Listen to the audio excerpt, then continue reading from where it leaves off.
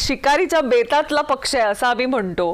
पण मला एक सांगा, 2023 मध्ये जेव्हा तुमच्या पक्षामध्ये फूट पडली, अनेक लोक ही इकडचे तिकडे गेले, तुम्हाला पण ऑफर दिली असेल, तुम्ही का नाही गेलात तिकडे? काय कारण होतं इथं थांबलात ते? नाही, आता आमच्या पक्षात फूट पडली त्यावेळेस एका कुटुंबात आदरणीय पवारसाहेबांच्या नेतृत्वाखाली काम करणारे सगळे त्यांच्याच पाऊल ठेवून आदरणीय कैलासवासी दादासुद्धा त्याच ताकदीने काम करत होते. ठीक आहे, राजकारणामध्ये थोड्याफार भूमिका जरी बदलल्या, आज त्या सगळ्या गोष्टीवर जर चर्चा करायची म्हणलं तर आज म्हणजे माझ्यासारख्या एका कार्यकर्त्याला तर ते न विस्तारणारं दुःख आहे. असे राज्यातील नव्हे अनेक कार्यकर्त्यांना न विसरणारं दुःख आज दादा आपल्यात नाही. त्यामुळे ह्या गोष्टी तरी माझ्यासारख्या कार्यकर्त्यांनी आज बोलणं मला तरी योग्य वाटणार नाही.